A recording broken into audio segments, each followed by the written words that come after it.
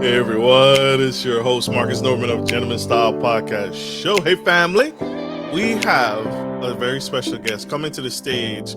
We got a very incredible woman who's coming to the Gentleman Style Podcast stage. She has said yes, and so she may or may not regret that, but I'm hoping she enjoys it. This is going to be a jam-packed conversation. I have Miss Mai Poppe Esquire, a highly sought after matrimonial attorney, particularly in complex custody cases. A South Carolina native, woo, I need to go down there more often, and granddaughter of a sharecropper. Miss Mai operates with pragmatism, forgive me, honesty, and authenticity.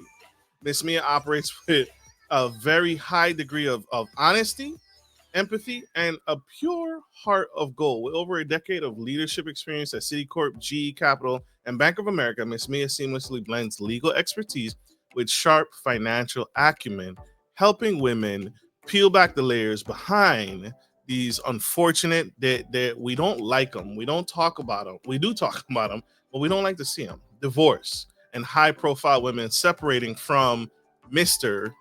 Right. And so she's here to help us figure out the whys, the who's, the what's, and the in-betweens as to why this is happening and how women can protect themselves in these situations moving forward from here. So help me welcome to the stage. I can't hold this phenomenal lady back any further. Help me wish and welcome Miss Mai.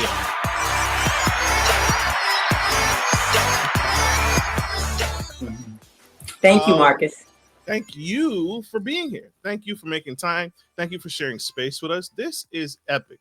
Ma'am, you are a phenom, and I appreciate you for what you do because it's not being talked about enough, and not many professionals, I feel, are coming forward enough to help peel back the layers around these high profile divorces and these high profile. They're all over our newsfeed. They're all over social media. This person got married last week. Now they're getting divorced next month. Right, this high profile lady is getting separated this week, and now Jeff Bezos is now on a yacht with his new girlfriend. And so the question is why. I always start with this question as a softball. Why did you decide to get into this space? Because you have an incredible mind, you have the accolades, you have the degrees, you have certifications, you could do anything. Why did you choose to go into the direction of law and give back to women in this way?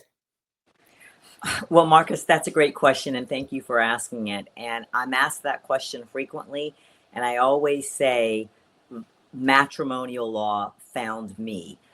So I went to law school as a mature adult. As a very young girl, I remember in third grade saying I wanted to be a businesswoman and talk on the phone all day. I wanted to be a lawyer, and I wanted to be a psychologist and help neurotic people, which was a term I loved to use as a young girl because I read a book about neurosis.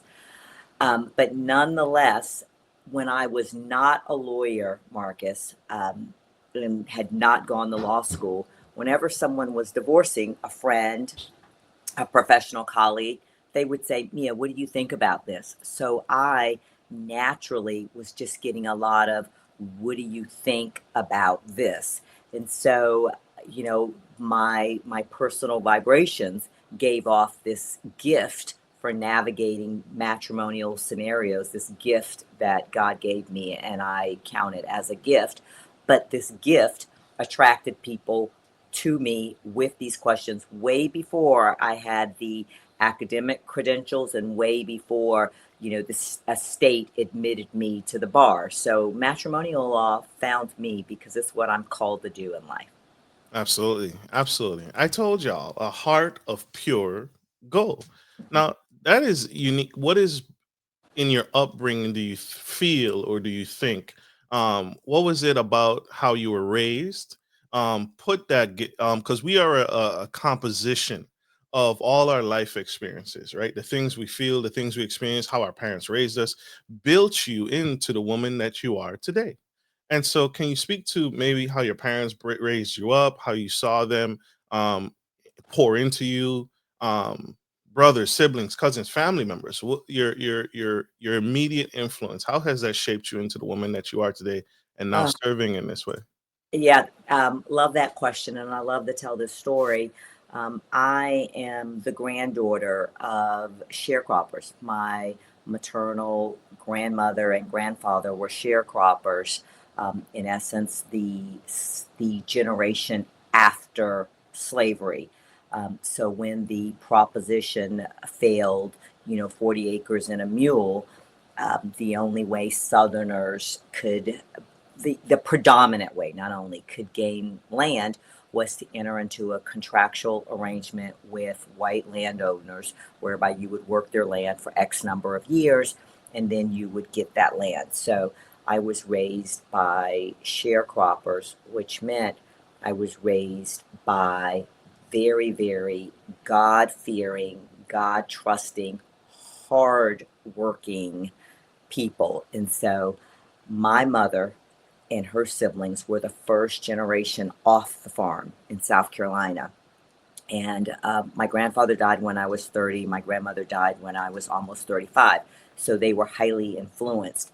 And the big difference between how my mother, the first generation off the farm, lived versus my grandparents.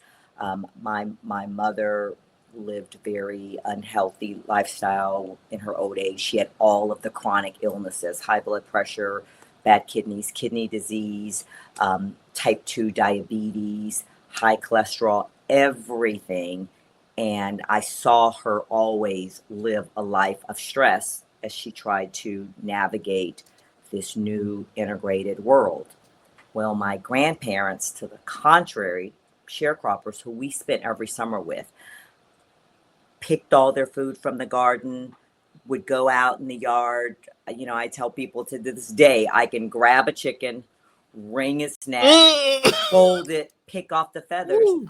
because, that's how my grandparents ate. The garden was probably a couple of acres, it was across the street.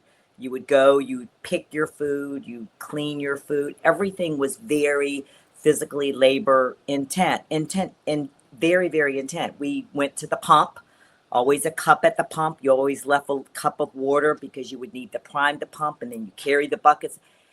Anyway, Wow. I had the benefit of seeing those two lifestyles intimately. So my mother, first generation off the farm, trying to live in integrated Southern America, was always stressed, never really had life happiness, always struggling. My grandparents, who absolutely really had nothing, had no stress, had great faith in God. And I got to see the distinction between my mother and my grandparents, and they were very influential in my life. And my grandmother used to say, us baby, her hands ain't gonna ever touch tobacco, because my grandparents and my cousins, they would harvest tobacco in the South, pick tobacco and pick a lot of stuff. And it was influential, and it meant something to me as a little girl. I didn't know what it meant, but it really meant a lot that my grandmother had these mandates about stuff, that us baby ain't gonna ever touch crops, us baby ain't gonna ever pick tobacco. And the other thing, my grandparents used to look at each other and say, we have us a fancy girl. And I never knew what that word meant, Marcus, until maybe a year ago. I heard a black historian on Instagram use this term, fancy girls. And way back in the day, fancy girls were black girls who were non-passing, who walked in the white world. Mm, mm, mm, And mm. they were called fancy girls. And my grandparents used to always say this to me, and I never knew what it meant. But, from my grandparents and from my mom, because my father died when I was 5, and what I learned from my father dying, and my father, my mother married a man who she loved and who loved her. So I, knew that love between husbands and wives, and my grandparents certainly loved each other. But what I learned when my father died and I was 5, knowing that he was my mother's whole world, what I learned, what I internalized is that horrific, catastrophic things can happen, and I'm still here. Wow. And Wow. that has Sorry, that was too good. That was a mic drop moment. I couldn't I mean, let it it has go. shaped my perspective, right? And I was able to better understand that perspective, and that's always been my perspective. About a decade ago, I read a Malcolm Gladwell book. I think the name of the book was Goliath.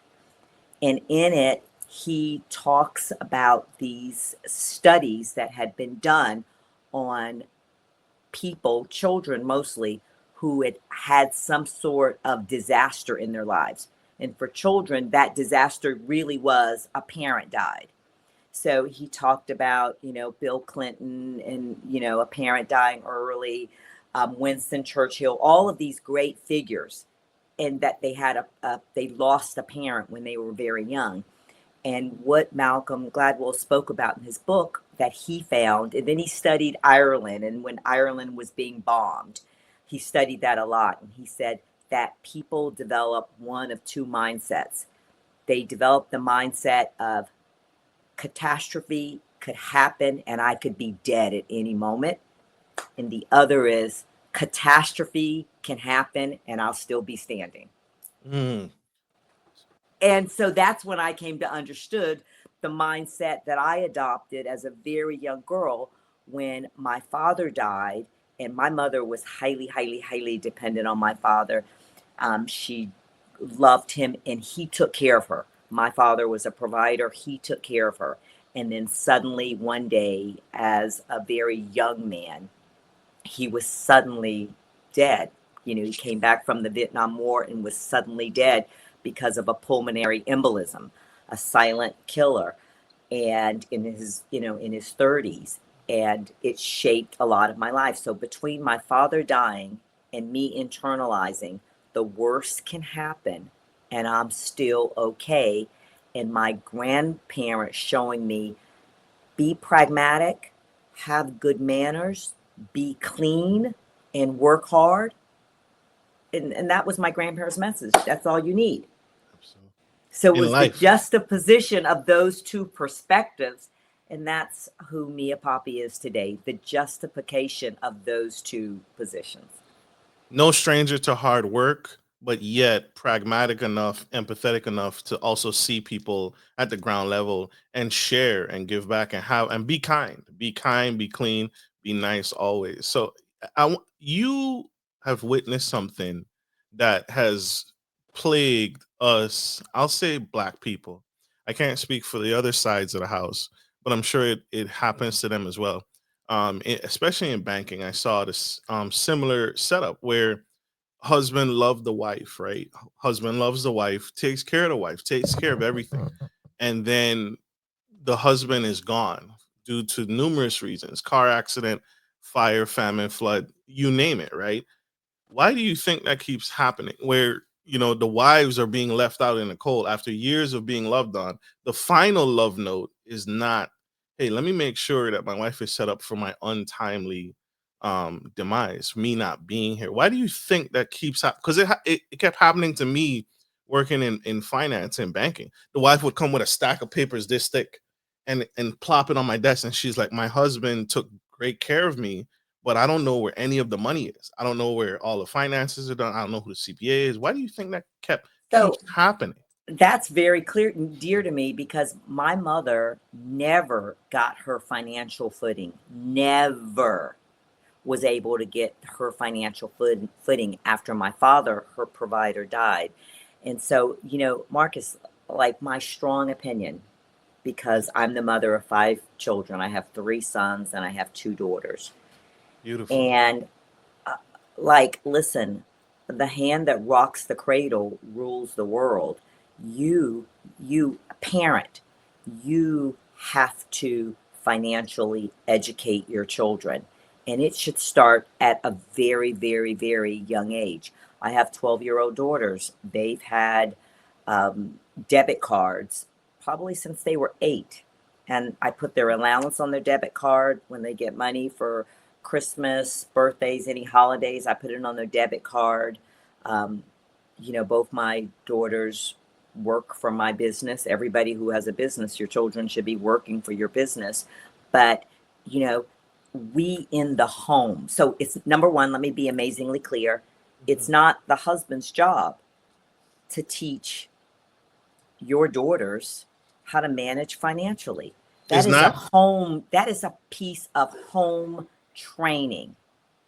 Like, you know, listen, I tell people, you know, it's a great day, blah, blah, blah, but women are still vulnerable. We haven't come that far, right? We've come far, but we're not completely there.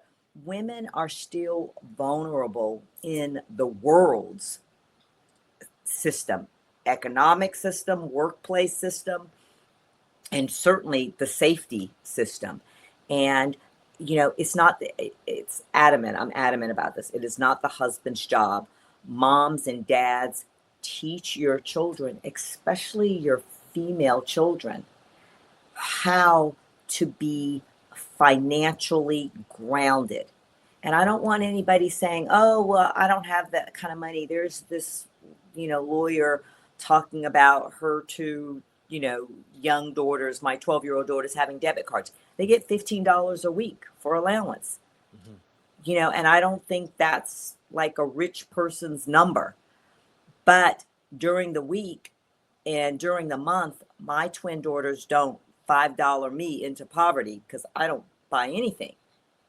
They have they have their debit cards, buy it. And so, like, you know, my daughters will always know how to budget.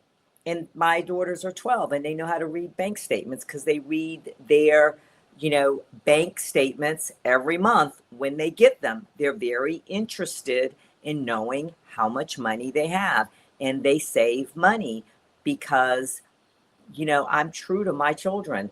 I don't buy stuff in the streets. If you want something, baby, you need to buy it yourself, which, you know, has forced a very, very high level of financial acumen in my daughters. Very high level of financial acumen. So it's the household job, Marcus. It's not the husband's job. And again, I'm speaking for opinion, but in the household, we've got to raise our children. The hand that rocks the cradle rules the world. And there are so many ways you can teach your children financial acumen. And I believe one of the best ways is not buying all this stuff. Like, make them self-finance, make them self-fund. Yes, That's that's my advice as a mother of five. that's big.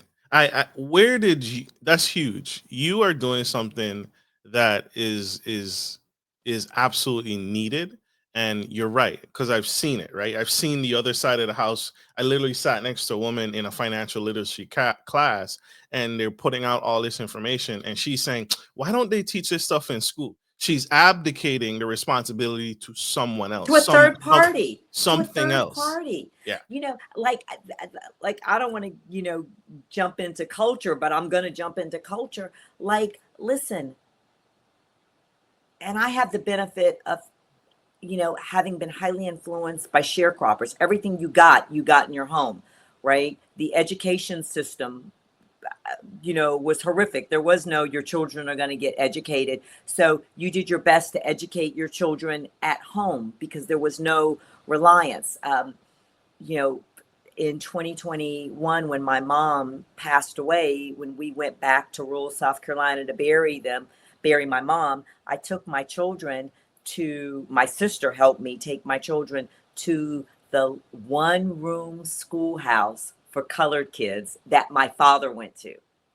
That was a culture shock, I bet. You know, the girls, they still couldn't get there because it was literally one room. Right. And, you know, the term for colored kids, you know, my daughters don't really know what that word means. And I mean, it was just, you know, but anyway, That's mind blowing because looking at probably looking at their education system now to looking what there's, you know, no like comparison. they can't make that leap because they go to, you know, private school in Manhattan of all places.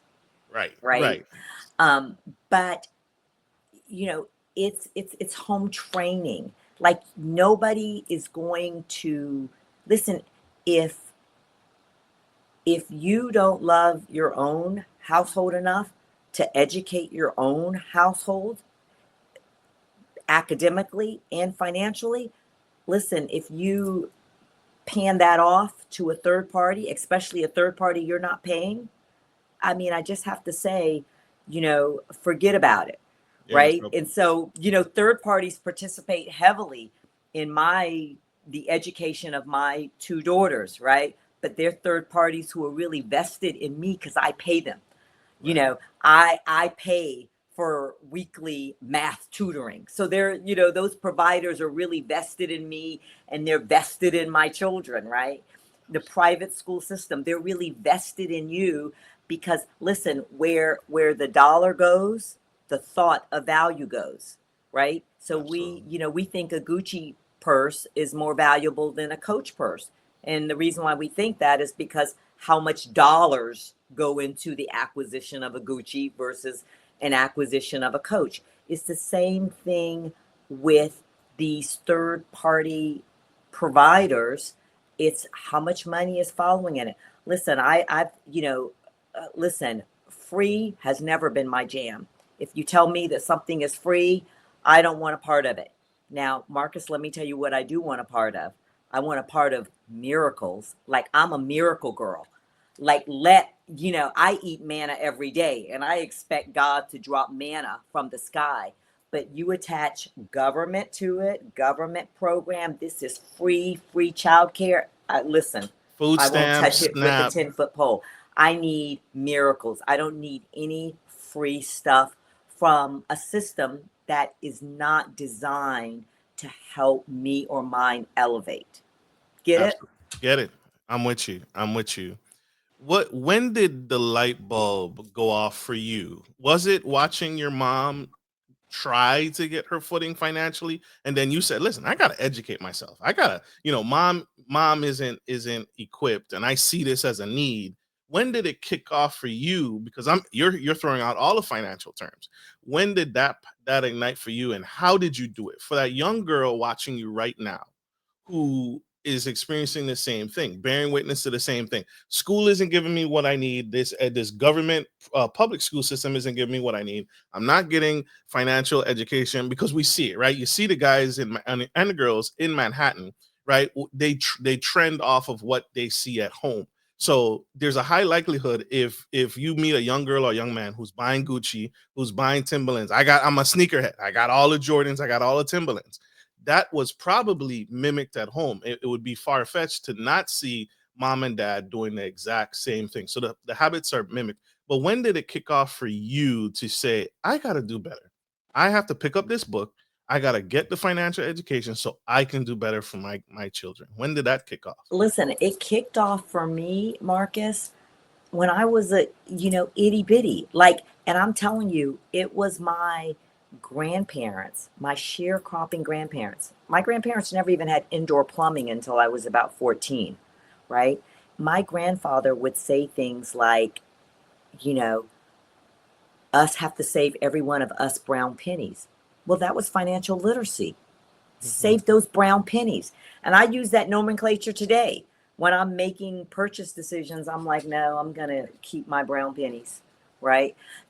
Literally, it was nothing huge, right? My grandparents who had no education, and when I say no education, I mean no elementary school, they had no education, but the teaching of saving us brown pennies.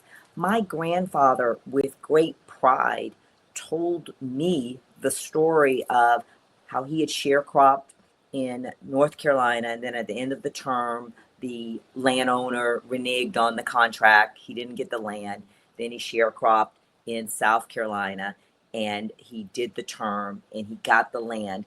And my grandfather told me, he was so proud. He was like, us made our mark on that paper and the land was ours. Because my grandfather didn't write, he didn't read. They made a mark on the paper. And he was very proud of that. And he used to always say, if you get a piece of money, save the piece of money and buy land. Right. And so when my father died, my mother, very, very simple woman, she bought a house. She got insurance proceeds. She bought a house, but she didn't have the financial literacy to maintain that house. And Marcus, I got to tell you what made the difference in me is that, I come from lovely, lovely, faithful filled Christian folks. And I was never allowed to be ill mannered to anybody. And because of that, Marcus, people, since I was a little girl, were attracted to me because what's not to be attracted to a young person who has good manners Right. and like people very non-related to my family structure, like taught me taught me so much, taught me how to play board games. My mom never played board games with me because my mom always had life stress, was always worried, about everything, light bill, water bill, everything. Because when you don't have financial acumen, money finds its way out of your hands. And so, listen, there was no background, there was no silver spoon, there was nothing, but there was huge teaching on faith in God, and there was huge teaching on a change is going to come. So I never accepted status quo because I heard all my life a change is going to come. So why would I accept status quo? But because good manners, when things don't go my way today as an adult, I still exercise good manners. Like when I was in a custody battle, a ridiculous custody battle with my second ex-husband, for 2.5 years, Marcus, this judge ruled against me. I was a lawyer, and What? for 2.5 years, every motion he ruled against me. I lost for 2.5 years, and during that 2.5 year time frame, I never bad talked that judge because it wasn't in my DNA to bad talk people. Like Right. it just wasn't in my DNA. And then finally, but what was in my DNA, a change is going to come. Finally, one day, and Marcus, it was one day, my whole case turned 180 degrees. One day. One day. This judge changed his mind about everything, changed his mind about the outcome for my daughters. One day. But what I can say is, while I was going through it, while I was losing every emotion, I had a fabulous attorney, and she would say to me all the time, Mia, this is one of the fairest judges I know. I don't know what's happening. I don't understand it. I don't understand it. And I adopted that I don't understand it attitude versus adopting an attitude of damning this judge. Because listen, once you curse something, you can't get blessed from it. True. If you curse something, you can't get blessed from it. True. Very true. Very true. You say you never cursed the judge. What about cursing out your ex-husband? So I'm sure that's a because third, listen, a third party, again, be a mannerable, respectful person, and you will attract the people in your life that need to be in your life to teach you. And I'm just telling you, it's not about money, it's about your level of respect, your vibrations that are coming from you. So, with this same ex husband, right? So, when I got sued for custody and for a few other things, right? uh, I like it hit me and knocked the wind out of me. Like I was mad as hell, but I knew because my grandparents used to say, "Don't get mad at anybody." So I hired a grief and transition coach, mm, Nesreen Mahmood.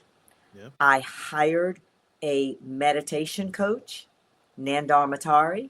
Hired, paid people, Hmm. and began working through the process of me. And then early in this process, there was a forensic evaluation done, as is sometimes done in custody matters, right? When both people accuse the other of being crazy and that the children are somehow being impacted, blah, blah, blah. Right. And the forensic psychologist, on his day one meeting me, he said to me, Mia, and this is a very astute forensic psychologist, like he quickly had a read on all of us, right?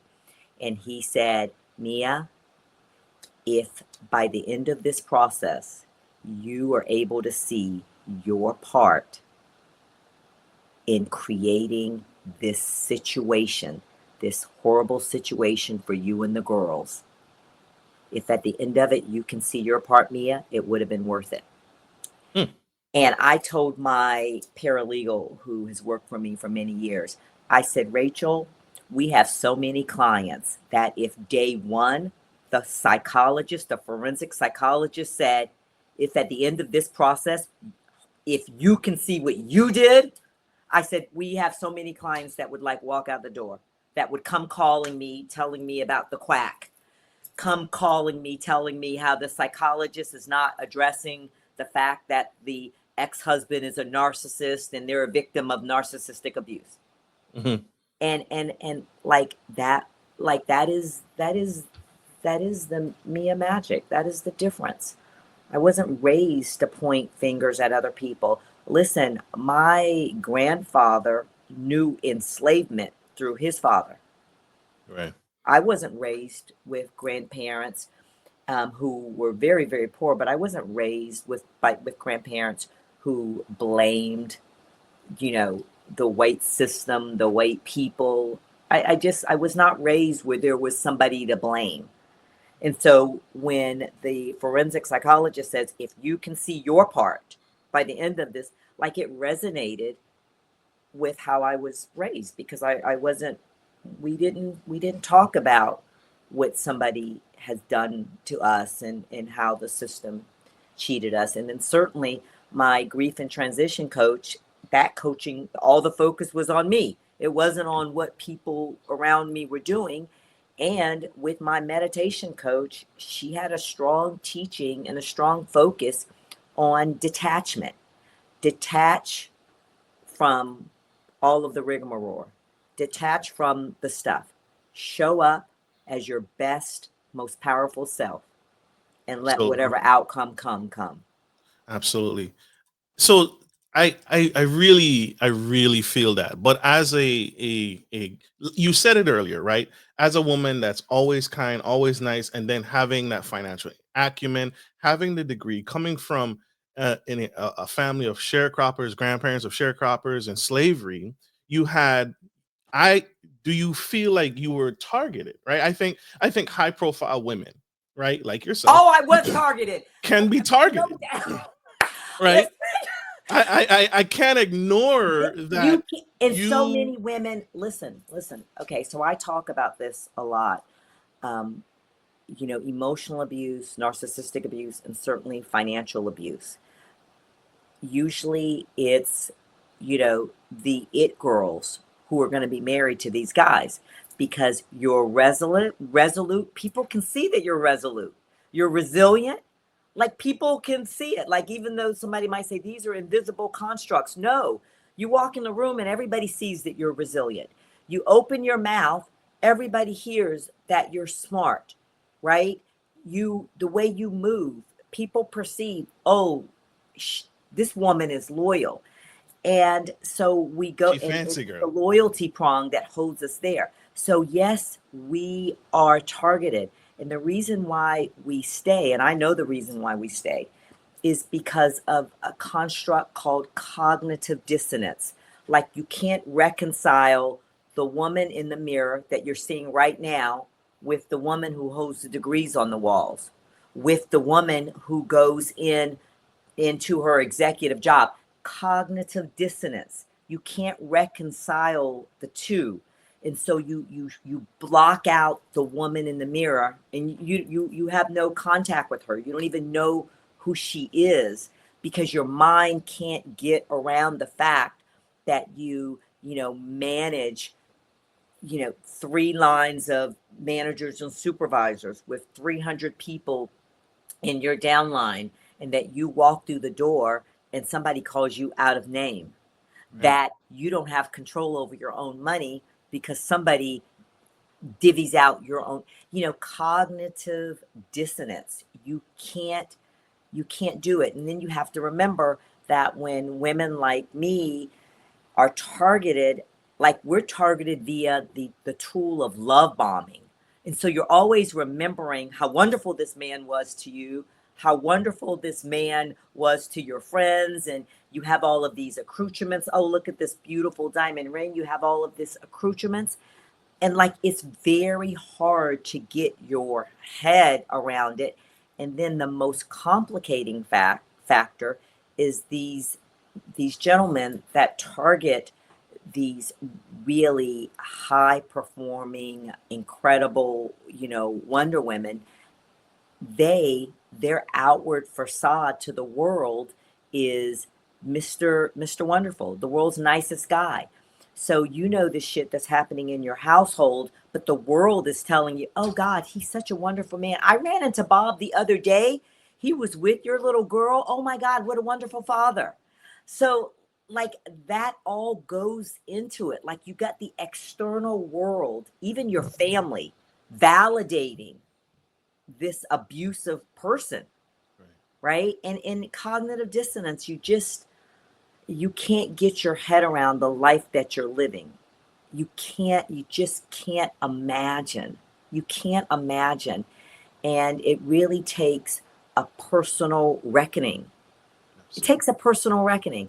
And how did I get to the personal reckoning? Is that I have a fabulous circle of friends that were like, Mia, what are you doing?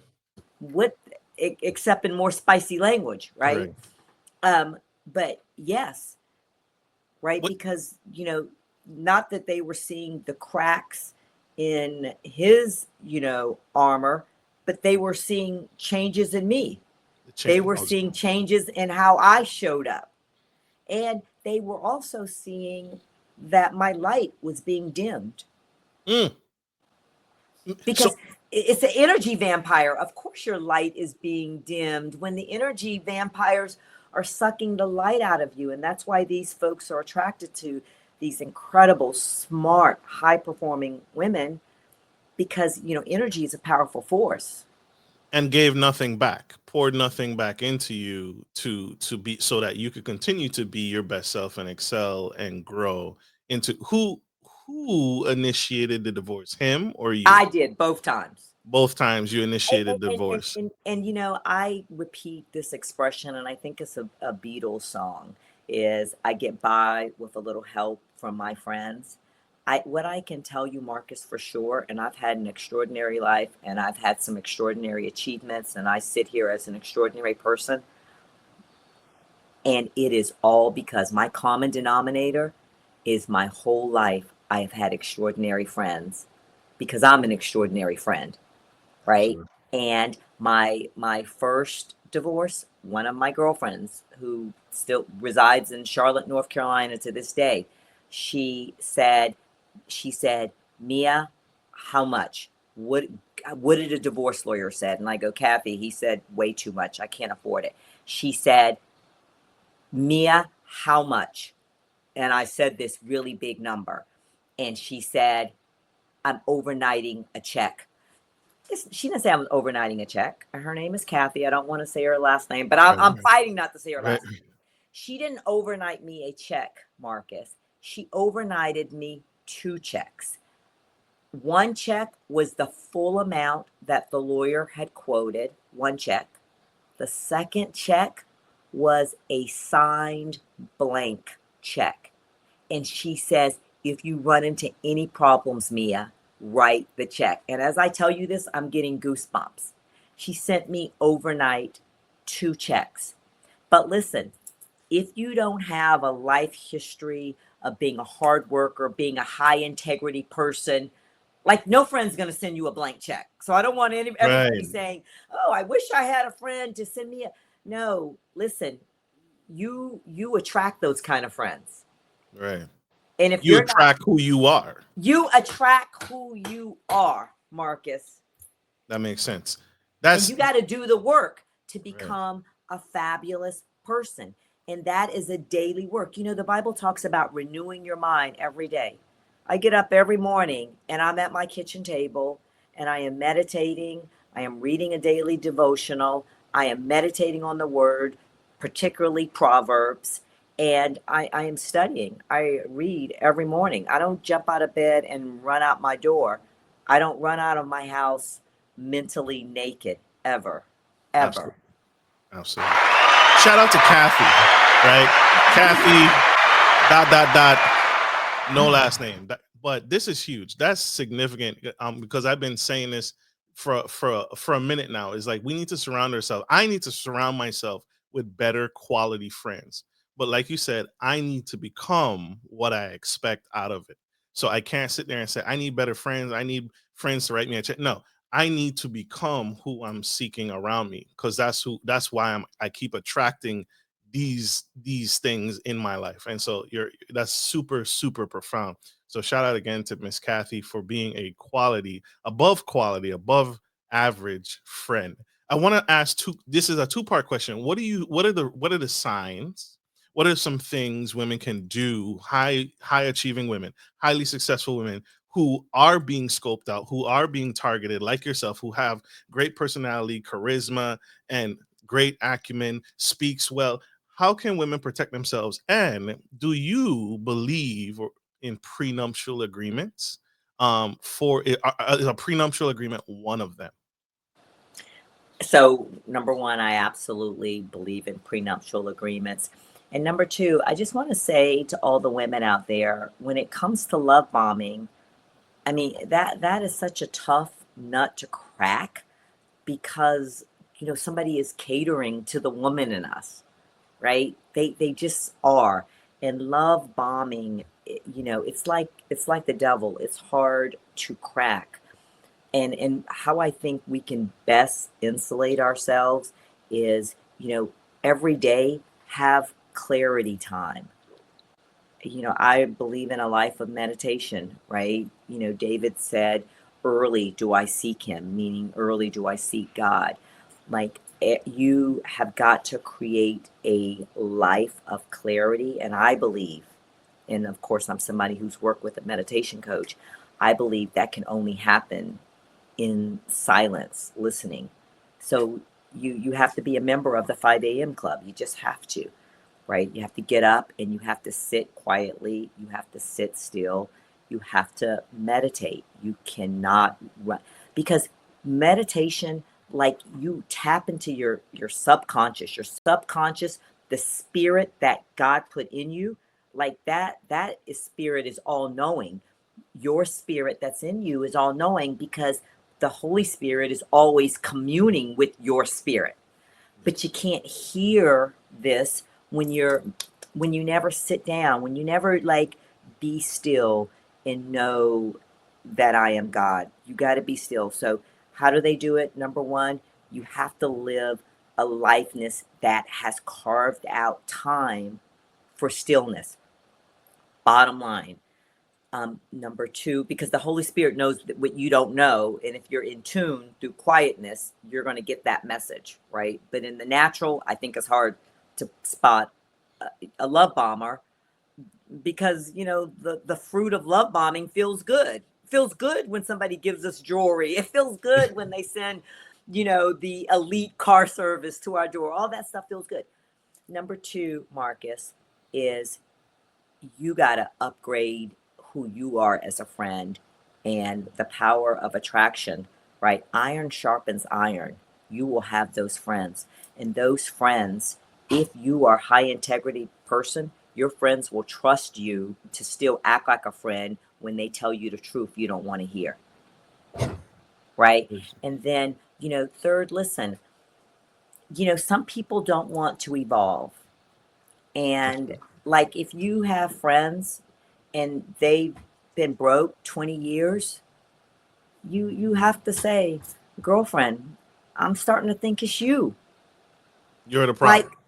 you like, and you have to separate yourself. Like I don't know, I personally don't know. This isn't an exhaustive statement, but I don't know any successful women, and I know a lot who are, running for 15 years with women who are not successful. Like I don't know that, Right. right? But what I do know is young women who aspire to come up, I do know that successful women always open the door to mentor those young women. So you can be a young woman and you're not there, and you're broke and you can't pay the light bill each month. Mature, established women will mentor you if you have good manners. You gotta have good manners. But there really are, Marcus. I have an apartment in Manhattan, and it afforded me contact with people who I may not always otherwise have contact with. And there was this young girl, never been married, two children, two different fathers, just, literally a shit show of a life. And she contacted me and, what can you do? What can I do, Mia? How can you help me?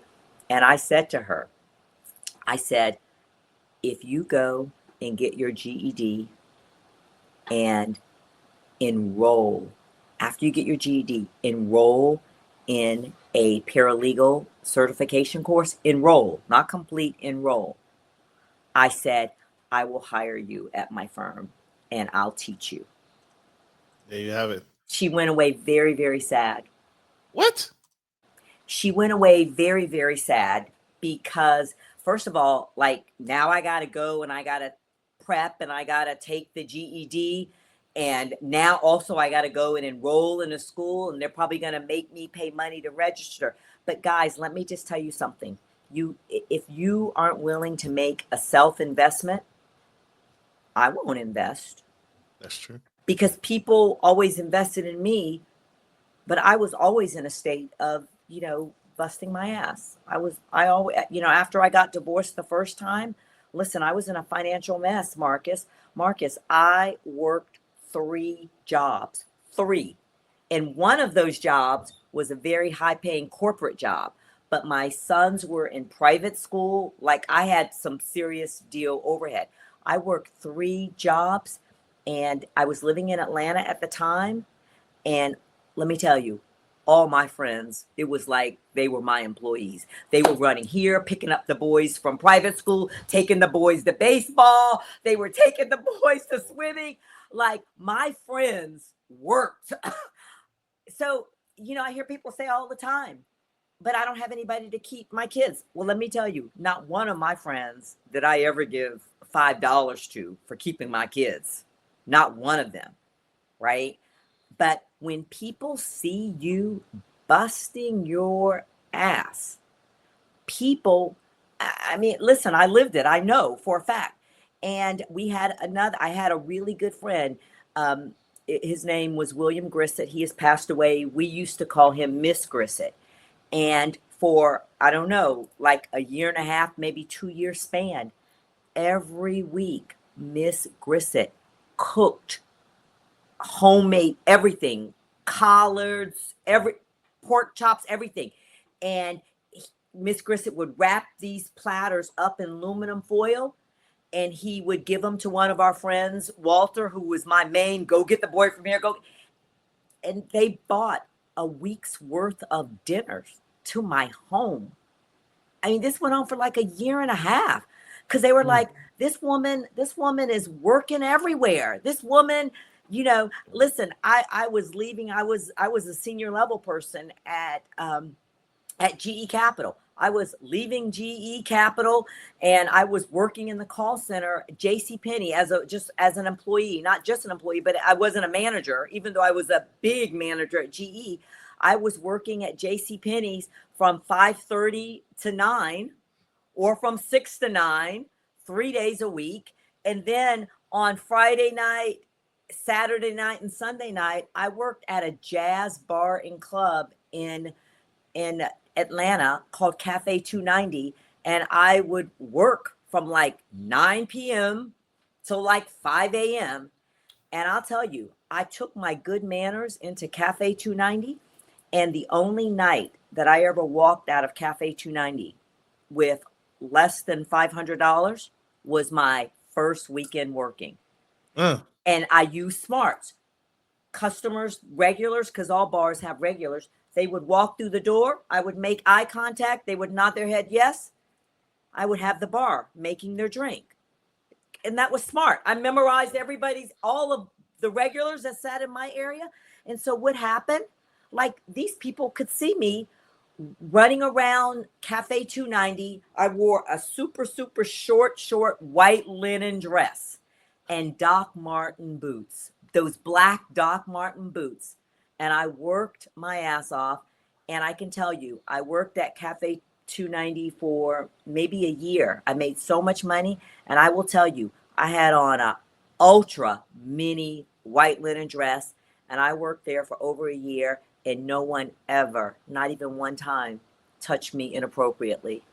It never happened, Marcus. I'm telling you, not even one time, because I was about business. I was about work.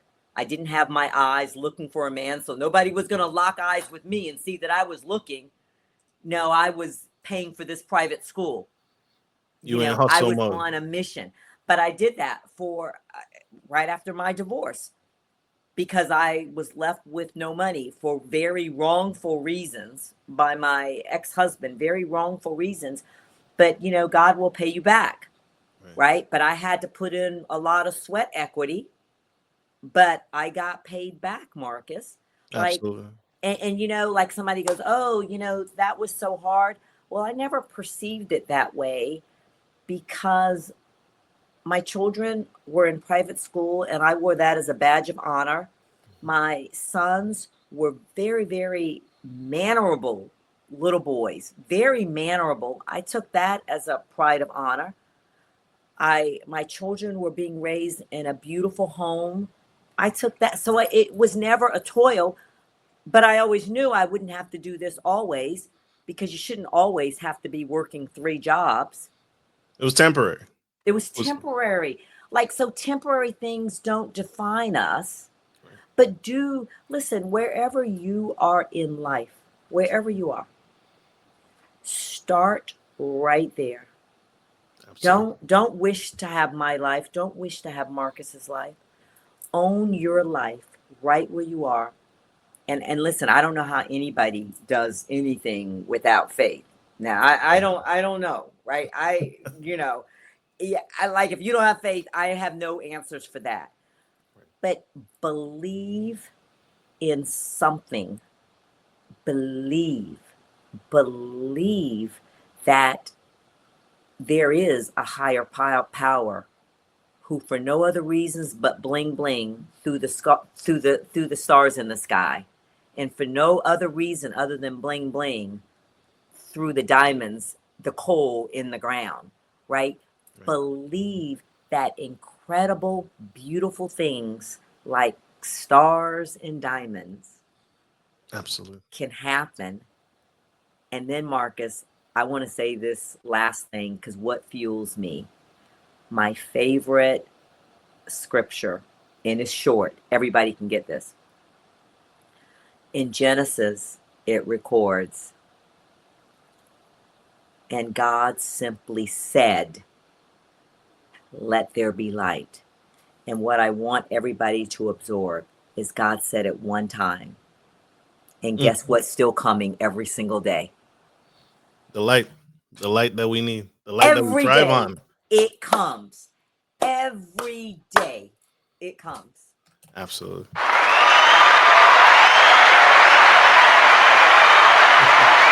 So, Miss Mia, that's absolutely powerful. You are powerful. I told y'all this woman has a heart of gold, which is why I was so excited, so astonished and humbled at the same time because she does a million things, right? Even though she's not doing the 3 jobs anymore, she does a million things. She has kids, she has a family, she has a law firm, a successful law firm. She's in New York, the city of lights. Is that what they call it? Or is that Vegas? The city of hustle and bustle. That's why I call it. New Yorkers have a different grind. I cannot, and I grind. I work hard. My dad is from New York, but New Yorkers, I admire you guys because you guys hustle like no other. It's incredible and it's amazing, and it shows in you every single day throughout this episode and throughout this conversation. You are absolutely phenomenal. I I hear put in the work, right, ladies? put in the work, invest in yourselves, and surround yourself by quality individuals. Quality individuals will find you and invest into you because they see you putting in the time and effort, just like the phenomenal people and friends and girlfriends that have invested back in Miss Mia without fail. And also, Without fail. I don't want to miss this. I don't want to oversee this. She paid them, right? There's too many times we got friends hopping up and jumping up and doing all this stuff, and we're not investing into those relationships either. She invested back in those relationships that poured back into her, and it was a. If you never if you people always talk about I feel drained, I feel tired, right? I'm my cup is empty, right? But what's happening is, and what you all are seeing is, she's pouring into others' cups, and therefore that frees them up. It frees them up to pour back into her because they know it's going to come back. Maybe not in them. Maybe they're probably not even looking for a payout. They're probably not even expecting her to pay for picking up the boys or holding the boys overnight, but they know I can give of myself freely because I know it's going to come back to me, either through God, through His Word, through His light, or in other ways. People are going to bless their business. The friend in North Carolina is probably, she's doing, you can imagine someone to write a blank check, they're doing phenomenally well. Mhm. And that exudes in all facets. It comes back into you, maybe not from Miss Mia directly, but that one client who said, you know what, just out of the blue, just like the judge turned the corner, a client that she may have been working on consistently trying to get them as a client finally said, you know what, here's $1 million. I want to start with you today. So it comes back in all ways, in all things when you do, but it's not from being selfish, it's not from hoarding, because she could have easily done what, and it's tragic when women keep things to themselves and then do some unspeakable things where they either give up the child for adoption or they blow their own minds out because they're Mhm. overwhelmed, right? This is a resilient woman who pushed back and continued to pour, even though her cup was being bled out from a previous marriage, right? She was taken for a lot. She was taken advantage of from a lot, and so, but she still gave. She didn't sit there and say, "Let me hoard everything. Let me hold on to this thing. Let me not tell my friends because I don't want to look like this person or that person." Girl, this is what I got going on. This is it. And I'm telling you because I feel you're my friend and I've done that for you. So shout out to the whole message. That's what I'm consistently hearing time and time again. I wanna pick on a little bit because it's a stigma. You mentioned prenups around there that you believe in it, but there's a stigma that is pushed back against it, that prenups are actually a bad thing. If you ask me for a prenup, or if Mia asked a potential love interest, if he asked her for a prenup or she asked him for a prenup, oh, you don't love him, you don't trust him, you don't trust me because you think you're holding on to past relationships. Do you believe that? Can you speak to that? Can you debunk that psychological myth? Yeah. So, I mean, I've said this a million times. Like, listen, I live in a fabulous home that's been renovated. It's just incredible. The best electricians, but I still pay a homeowner's insurance policy. Yes. And what do I say? This is some good money to waste. This is Ah. some good money to waste. And so what I say about prenups is, listen, like sometimes for the concept of a thing, we willingly, knowingly, happily waste money. Like I happily pay that homeowner's insurance policy. I don't think my house is ever going to burn down. I don't think any catastrophe is going to come to my house. But I don't begrudge paying it because I know that as a financially savvy person, there are some things that you should do if you're financially savvy. There are some checkups that you should do. And a prenup is really one of those things that I think if you're financially savvy, you shouldn't be getting married without a prenup. It doesn't speak to savviness. And one of the things about a prenup is that with a lot of prenups, there's there's required financial disclosure. I think that's a great exercise because when the groom and the bride, or groom to be and bride to be, are going through their finances to give disclosure to the other person, like, you're doing your own self financial checkup. Mhm. Also, listen, I had a client many years ago say, you never know who a man is until you divorce him. Mm. The people we marry and the people we divorce are frequently two different people. Right. Frequently, Right. right? So maybe you don't need a prenup with this particular lovely woman or this particularly lovely gentleman, but you probably certainly need a prenup for that same individual in the context of a divorce action. And we can't ignore numbers. The divorce rate in our country is over 50%. Right. It's not financially savvy, Marcus, to ignore that number. Mhm. It's just not financially savvy, right? You're not betting against your marriage. You're not forecasting the doom. But when you go through the exercise of a prenup, like, it is an exercise because you're looking at your own finances. And most of us are so busy, we never ever pause to look at our own finances, to do an inventory of our own finances. And listen, you know, I'm a single unmarried woman. If, I met my man next month, and I very well could, because it only ever takes one, and he has a net worth of 500 million, knowing what I know, if he said, Mia, like, we're in love, let's get married, and if I said yes, and he said, my lawyers will contact your lawyer about a prenup, I would say, yes, baby. And just tell me, baby, what's your number? Because I'm going to tell my lawyers that I'm going to sign any prenup that says, in the event of a divorce, without any discussion, send a check for 10 million to Mia. Like, prenups have provisions like that. So it's a Right? You conversation. can divide. Prenups sometimes divide assets prospectively before divorce. And really what prenups do is they cut out, high price litigation. Because listen, if you got a lot of money, especially in the state of New York, and you get divorced, that divorce is going to cost you 2 million, 2.5 million. Like, I just, it's not, oh, to make sure somebody doesn't get my money. In a lot of prenups, Marcus, people determine payouts in the event of the demise of the marriage. How could that not be good financial planning, to talk about what I'm going to receive in the unlikely event of the demise of the marriage?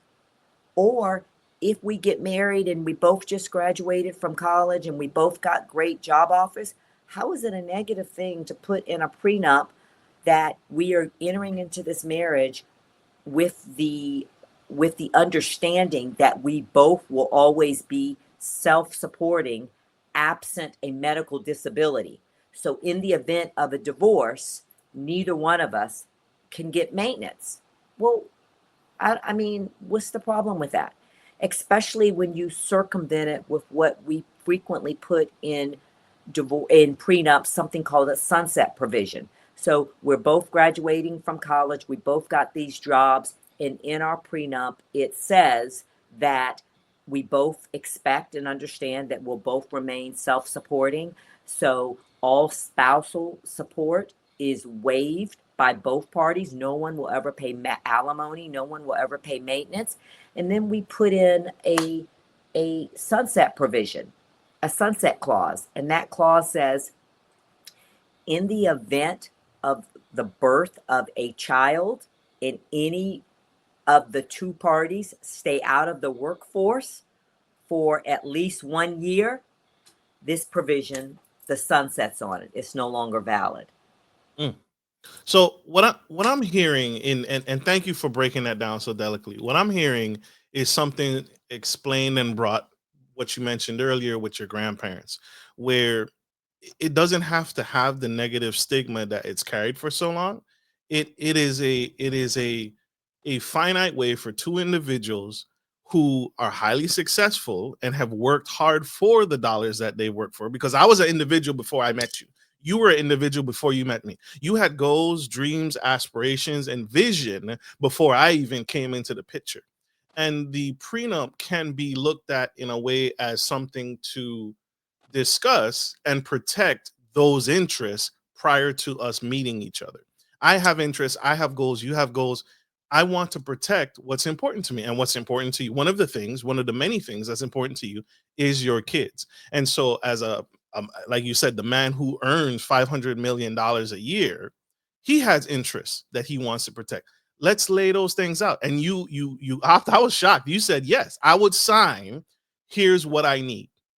This is what I need. This is what Miss Mia needs in order, because it doesn't have to be this angry thing. It doesn't have to be this nasty thing. This is what I need to carry on. This is the lifestyle that I maintained prior to meeting you. So And let's have the discussion. and Marcus, another thing, and this is, listen, women, I love women, I want to help women. And, there are some women out there, who, as a result of upbringing, and maybe their parents didn't really empower them as females, but they enter life looking for the really rich guy. And what a lot of women don't know is when you marry the really rich guy, there is a cost that attaches to being married to the really rich guy. Like, people don't think about, like, they listen, when you marry the really rich guy, that whole notion of I enter into the soft life, that's a little bit fictitious. You marry, somebody like, a Bill Gates. I don't know him Mhm. personally, but I'm just saying, you have married somebody who's singularly focused on Microsoft, who gets up in the middle of the night, picks up a recording device, and is recording business plans. There's a cost to that neglect. I mean, Right. like, when you are married into certain economic stratospheres, there are costs that attach. Listen, it's not all fun and games curating galas and creating parties. You have to invest a lot of time working with a lot of people to even curate the seating plan. I mean, like, it's not the soft life as people think. You give up something. And so, listen, so if you're marrying that really, really wealthy guy and he asks for a prenup, you should be glad, because you should be using a team. You should be using an accountant and a financial planner to say, guys, run this number. Tell me how much I'm going to need to live happily as a single woman. And you need to be offering that number. Okay, Absolutely. yes, I'll sign the prenup, but, no questions asked. If this marriage fails, I need 15 million and I need 1% of your company. Mhm. And 1% of a lot of companies is a lot of money. I mean, Right. like, do you know? Because, like, you're gonna, you give and take. Even when you marry two regular normal people, and I've been married twice. And listen, everything that gives takes. One of my friends, who is a very I mean, she's an incredible psychologist that lives here in New York, but that's one of her jam sayings. Never forget, everything that gives takes. So, you're paying cost. Yeah. And so let's talk about these costs up front. And a prenup gives you that opportunity. A prenup is a wonderful tool. It's a wonderful tool of enlightenment. And when you are marrying the rich guy, you need to get some clarity, financial clarity, on what it would take for you to maintain after you've lived in this mansion for 5 years. Absolutely. You There, need to know. And you can't negotiate a prenup if you don't know that number. And listen, and don't think that, oh, I'll have my people, because let me tell you, everybody, parents, raise your daughters to be smart, smart, smart. Because listen, if you're not smart, you can't manage a team of accountants. Mm, You don't understand their language. You don't speak their language. There's a whole language barrier. So they're not going to negotiate the best for you because you don't understand what they're saying, and they don't understand your needs because you're not able to communicate to them in their vernacular what your needs are. absolutely. Like, you got to educate your daughters. It's just, there's no way around it. You got to Absolutely. educate your daughters. Absolutely. Especially, I mean, that's something you brought as you were speaking. I was thinking, yeah, if I saw a TikToker, she's married to a billionaire in Dubai, and she's not from Dubai. So you can imagine if if she didn't sign a prenup, she's going to have a cost because in the initiation of a divorce, you're going to be estranged, right? You're not from there, you don't know anyone, all the relationships, all the galas that you attended, those were his connections. And in the initiation of a divorce, you're going to lose those connections, you're going to lose those inner circles. And so one thing you have to account for if you haven't already is I need to move back to where I'm comfortable. So Exactly. if that's the United States, and there's a cost to that, there's a number to There's a that number. that you need to be aware of and There, cognizant about as you were there's a speaking. there's a number. And one other thing, if we have time, that I want to You're bring good. up that we haven't brought up, and we need to talk about this, Marcus, is legacy, Yes. right? So legacy is not meant to follow legal lines. Legacy is meant to follow bloodlines, Ooh. right? Yes, ma'am. You're meant to create legacy for your children. That's blood, and that's children you give birth to and adopted children. Adopted children are blood, right?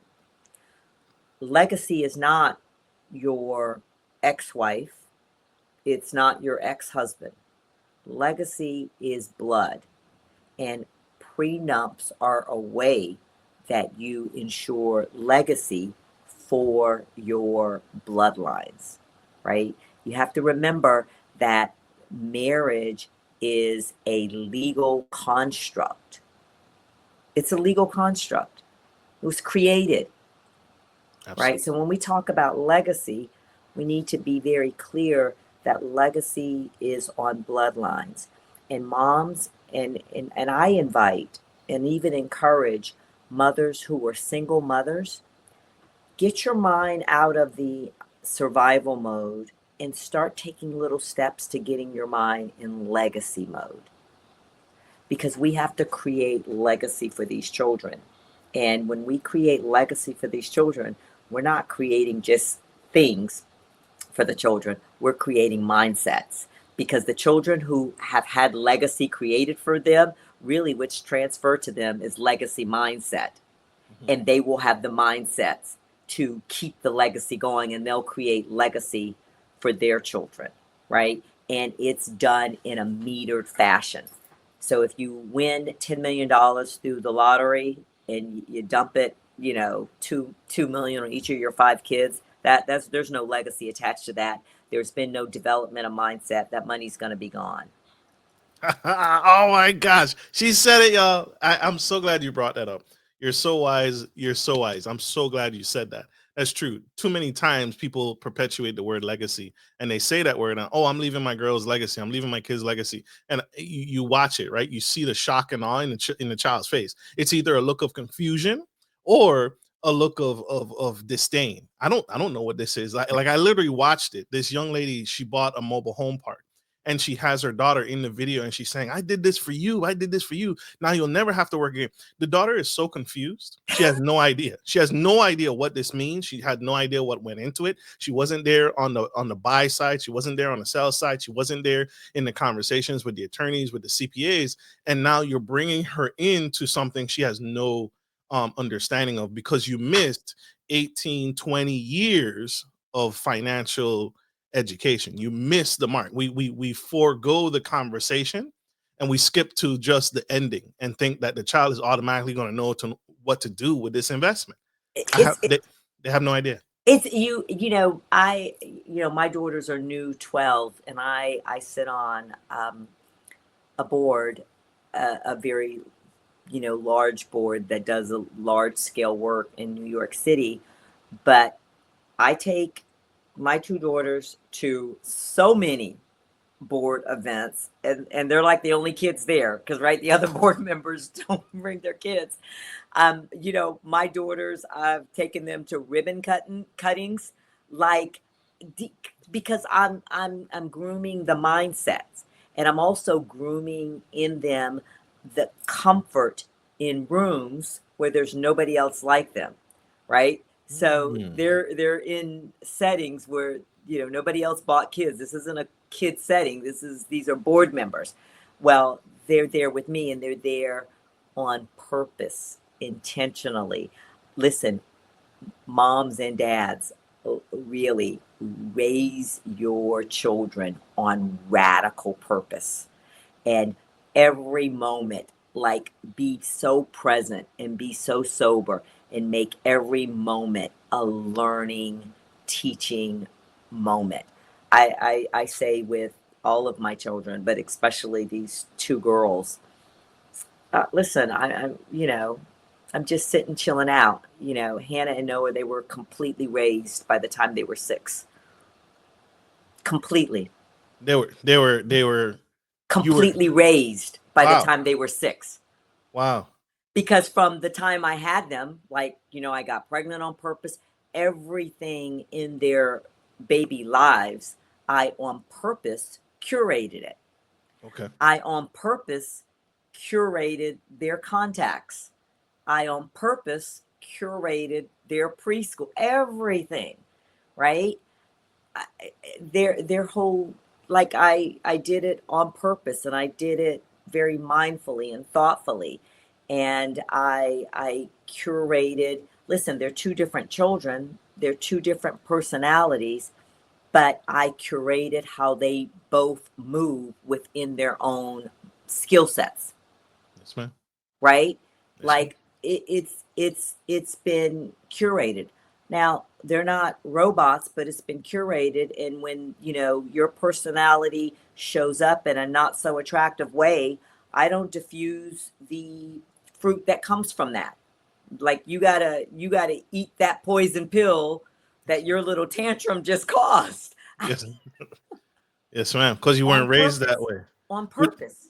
Would you prearrange their marriage? Would you? Do you? I Would you I find wish them it was suitors? an American thing. I wish listen, Abraham curated Isaac's marriage to Rebecca, right? And what did, listen, just read the Bible. Like, Abraham's servant was at a well, and he pulls up with all of these camels, and he says to all the maids who were there getting water for their families, he's like, "Can somebody please help me get some water?" And just read the Bible. Rebecca was like, "I'll help." And this girl starts carrying buckets of water, and she's giving water to all the camels. And the guy was like, "Somebody send for Abraham." Because he got to see this girl. No, none of these young maidens, like, this woman has got water for every one of our camels, right? Right. And so, like, Isaac didn't pick her. As a matter of fact, Abraham didn't. Abraham's servant did, because of her work ethic. So Right. I wish it was a thing, to curate marriages. And my grandparents used to always say about going dating people and getting involved with boys, people of the opposite sex. It was always one question, Marcus, and it was always, who's this people? Mm. I want to meet them. I want to get to know them. I want As, to see. Do listen, they come from good who they stock? come from? Do they come from good stock? Yeah. Who that was the right. That was the question. But I mean, I wish it was a thing, that you families hooked up, because mindset is an incredible thing. And as I think about my children marrying, the thing that I hope doesn't ever happen is I hope they don't ever marry into the wrong mindset, because mindset is everything. Like you can be broke today, Marcus, and if your mindset is is prosperity, you're going to end up being prosperous, because Right. your mindset rules the day. As a man thinketh in his heart, so is he, all day long. Let's say it 50 times, Marcus. As a man thinketh in his heart, so is he. I think you can. I think you can, and I think you're already doing it, right? I think it's intentionality when you send your kids to private school. I Yeah. am purposely putting you around like-minded individuals whose parents have also invested in them like I have. And so I think you have done that. You have girlfriends, you have guy friends who have sons and daughters. Hey, kids, pack up. I need y'all to pack up. We're going to this log cabin for the weekend or for this long extended holiday. And we're just gonna be in this log cabin. There's no internet, there's no Wi-Fi, but there's all the things. There's the jacuzzi, there's the boat. Y'all can spend time on it, and you can. I can purposely arrange for this meetup because my friends has kids, and I value them, and I value their offspring. I see they're coming from good stuff. I can purposely set that up as well, unbeknownst to the child who now is around um quality Quality. um quality individuals, right? I think you can in this day and age. I think it's absolutely possible. So I love that you said that. I love that you said that. I'm receiving it. Can you tell I'm receiving your words of wisdom? I absolutely believe in it, and I think there's nothing wrong with it. I think we need to do more of it and continue to press what you're instilling in us today. um I know we talked about the upside where a $500 million man is interested in you. He wants to court you, he wants to date you. Would you offer someone who doesn't make as much as you? Would you date them? Would you be the billionaire that says, hey, sweetie, you're a nice guy, but my lawyers are gonna contact you because we both have interests in this game. Would you date someone or be courted by someone who makes less than you and still initiate the prenup conversation? So listen, oh, you can imagine I get this question a lot. And listen, all of life is about what you believe.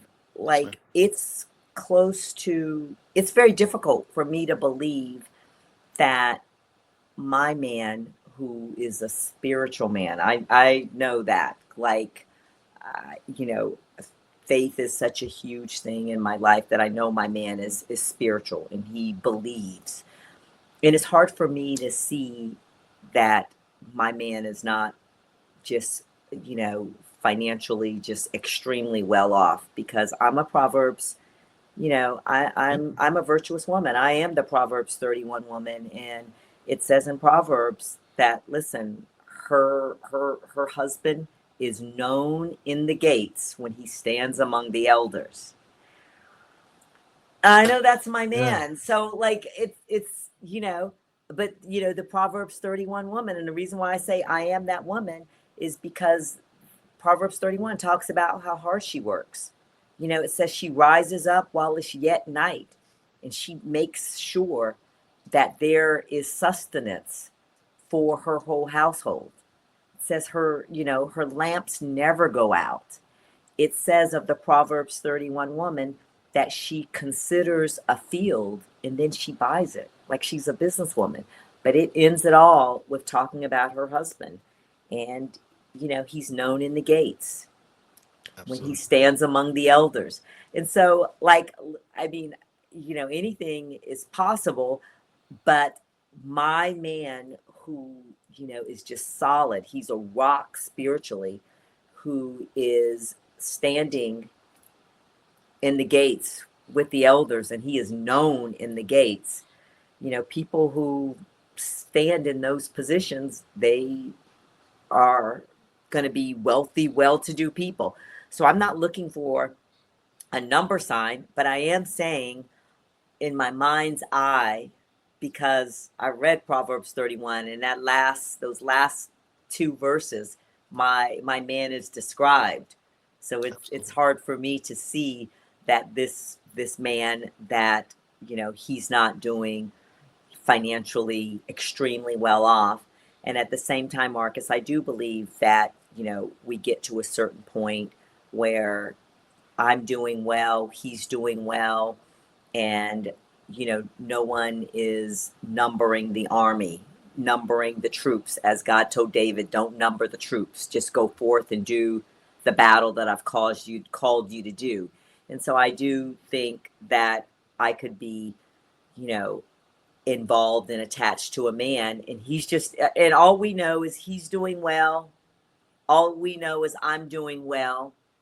All we know is that he's elevated by me and my spirit and my presence and my loving hand, and I'm protected and covered by him. And like we don't know how many forks, knives, and spoons until we number them, Marcus, when we get ready to do that prenup. Absolutely. Absolutely. Absolutely. Oh my gosh. This has been a phenomenal episode. You are a phenomenal Miss Mia. You are incredible. You've shared so many nuggets, so much wisdom this episode, such detail. And I appreciate you, sister. And I really, you've shared so much this episode, but I want to ask one more favor. If you had one more nugget in the hat, one more thing to share to that young girl whose back is against the wall, and she's feeling her marriage on the decline, she's feeling things are not going well, and she wants to know if she should or shouldn't initiate that divorce, and she's feeling trapped at the moment. What would you say to her at this current second watching you? And I can feel that. And listen, I would say, first of all, don't have fear, because fear never accomplishes anything. And don't hold on to that relationship that's not meant for you, because anything that's meant for you is feeding you. And listen, if you're holding on, you have that grip on that relationship that's not for you, I need you to remember that a closed hand, a clenched fist, can't receive. So I would say, open up your hands, let it go, open up your hands, and receive the true partner, the true life mate that was ordained for you from the beginning of the time. So receive. So love it, love it, love it. How can people connect with you? How can people find you if that young girl wants to be mentored by you and she needs an outlet? How can people connect with you? Because the train has left the station. You are taking off like a rocket ship, but you're doing incredible things and you're giving back. How can people find you? Okay, well, the place that I would love for you to find me is on IG. So I have two IG pages. One is a very personal page, and it's called The Real Mia Poppe. Love it. .esq.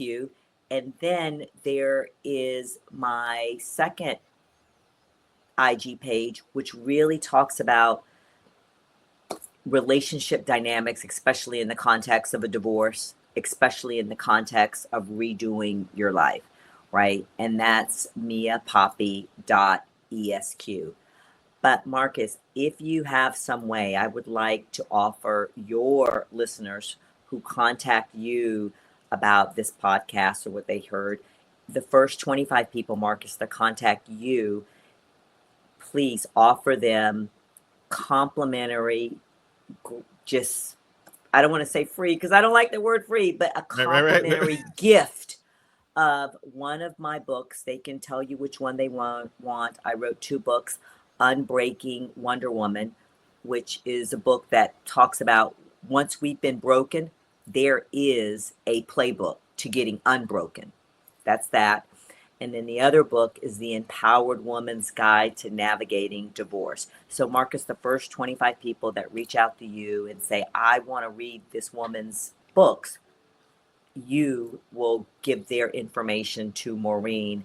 And I just want to gift your followers. I want to give that blessing, Marcus, to the followers that bless you by tuning in and listening. And so I want to give to those, Marcus, who are giving to you, because I know it's exciting to have followers and to have people view your podcast, especially a podcast that you've created in order to disseminate information to really help us all upgrade our lives. So please, Marcus, help me in that.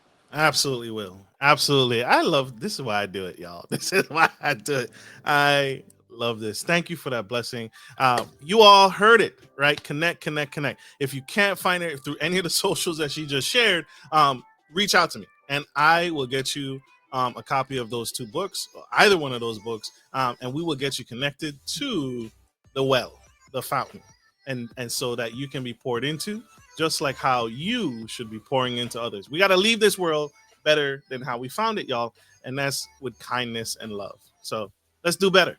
Absolutely. We got to let this incredible woman go. She's absolutely the bomb, and it is her Sunday. So we got to let her give her time back so she can rest. We are absolutely out of time. So, like we end every show, take care of your friends, take care of your family, and always, always take care of business. This is Marcus, your favorite gentleman, and the incredible Mai Poppe Esquire signing off. Love you guys. Bye.